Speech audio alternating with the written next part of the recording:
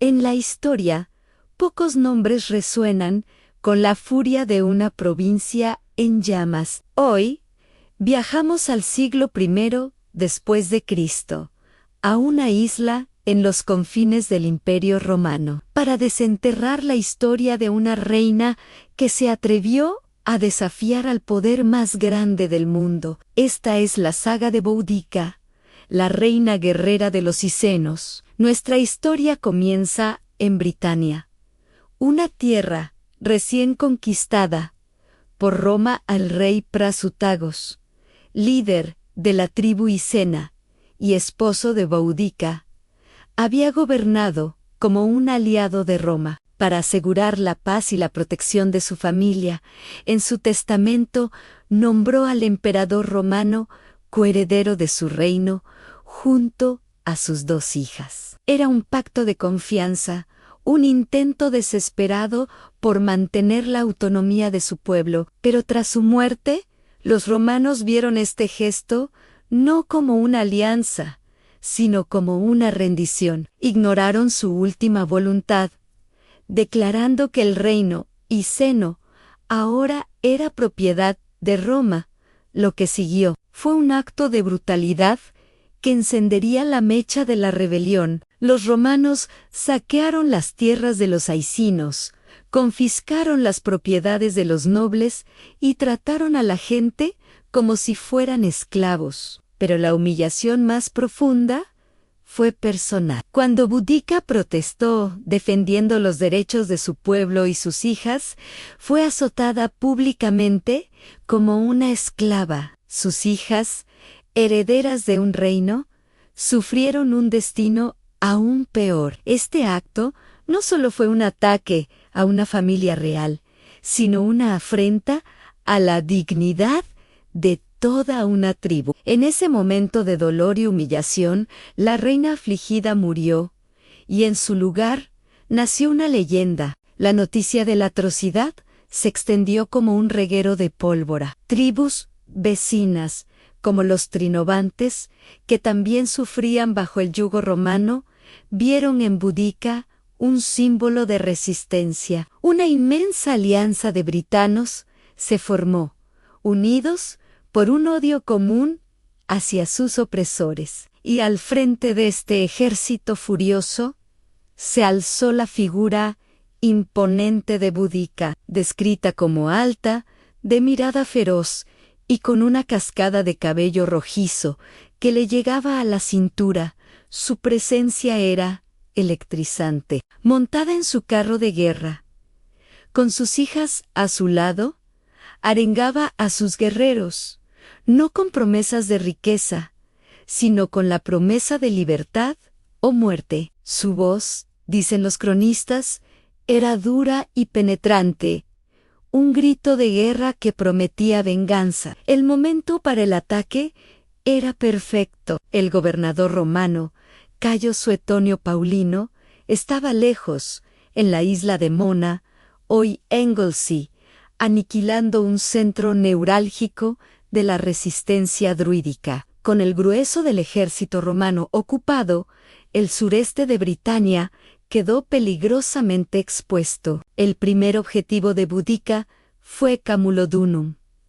La actual Colchester era más que una simple ciudad, era la capital de la provincia romana y un símbolo del poder imperial. Estaba llena de veteranos romanos retirados que habían despojado a los britanos de sus tierras. La ciudad, sin murallas ni defensas adecuadas, no estaba preparada para la furia que se le venía encima. El asalto a Camulodunum fue implacable. El ejército de Boudica, una marea humana de casi 100.000 guerreros, arrasó la ciudad. Los edificios fueron saqueados y quemados hasta los cimientos. Los habitantes, romanos y colaboracionistas fueron masacrados sin piedad. Un pequeño grupo de soldados romanos se atrincheró en el templo de Claudio, un monumento odiado por los britanos,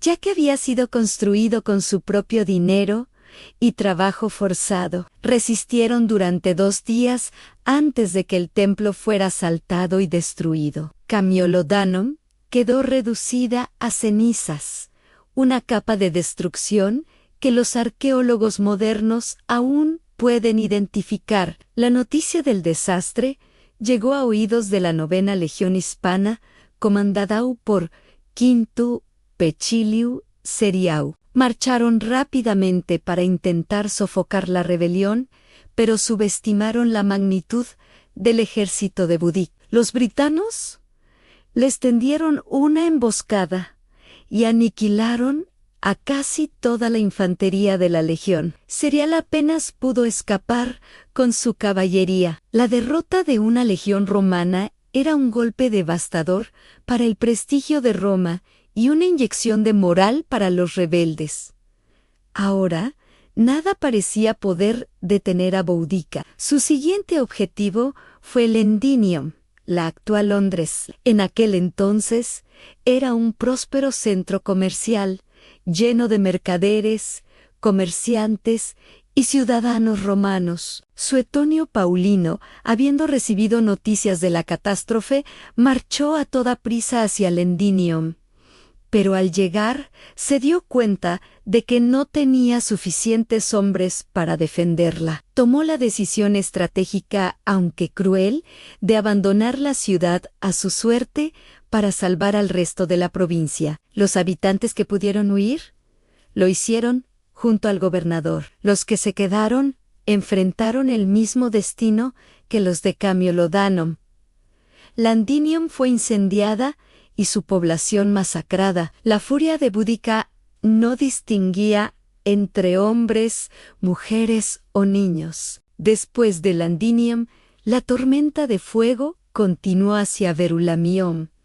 La moderna Estetan Albans era otra ciudad de gran importancia para la administración romana y fue igualmente destruida. En cuestión de semanas, las 3 ciudades más importantes de la Britania romana habían sido borradas del mapa. Se estima que entre 70 y 80.000 personas, entre romanos y britanos prorromanos, perdieron la vida.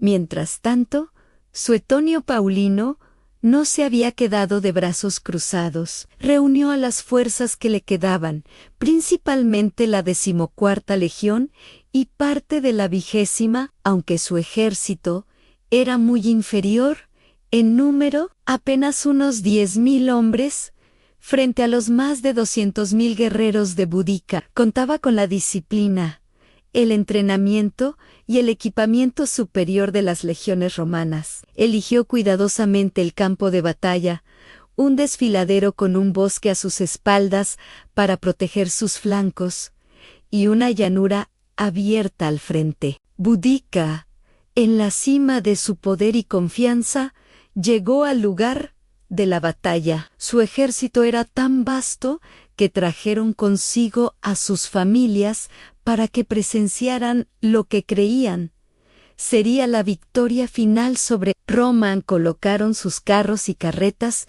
en un semicírculo detrás de sus líneas, bloqueando su propia vía de escape.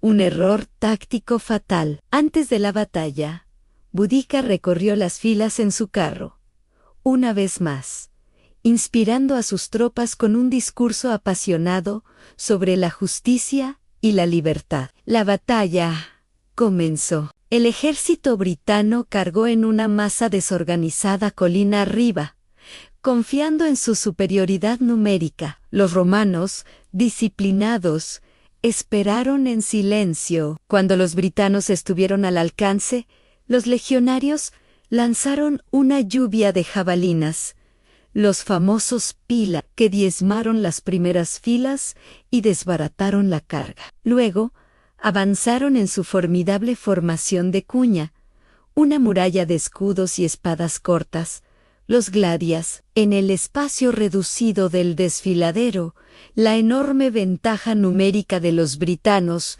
se convirtió en una desventaja. No tenían espacio para maniobrar, y su lucha individualista era ineficaz contra la máquina de guerra romana. La masacre fue total. Los romanos empujaron a los britanos hacia su propio campamento, donde los carros bloqueaban cualquier intento de retirada. La batalla se convirtió en una carnicería. Los romanos no mostraron piedad, matando no solo a los guerreros, sino también a las mujeres, niños y hasta los animales de carga. Las fuentes antiguas hablan de 80.000 britanos muertos, en contraste con solo 400 romanos. Aunque las cifras pueden ser exageradas, la magnitud de la derrota fue indiscutible. El sueño de una Britania libre se desvaneció en ese campo de sangre. El destino de Boudica no está claro. El historiador Tácito dice que se envenenó para evitar la captura. Dion Casio cuenta que murió de una enfermedad poco después de la batalla. Fuera como fuese, su fin marcó el final de la rebelión más grande y sangrienta en la historia de la Britania romana. Aunque su revuelta fue aplastada, el legado de Boudica perdura. Su desafío casi le costó a Roma una de sus provincias y obligó al imperio a reconsiderar su administración en Britania. Su historia, olvidada durante siglos, fue redescubierta en el Renacimiento y se convirtió en un poderoso símbolo de coraje y lucha por la libertad, especialmente durante la época victoriana, cuando la reina Victoria fue comparada con ella. Hoy, su estatua se alza en Londres, cerca del lugar de una de sus mayores victorias. Un recordatorio eterno de la reina guerrera que se atrevió a enfrentarse a un imperio y que por un breve instante lo puso de rodillas. Gracias por acompañarnos en este viaje a través de la historia. Si te ha gustado este video, no olvides darle a like, suscribirte y activar la campanita para no perderte nuestras próximas aventuras históricas. ¡Hasta la próxima!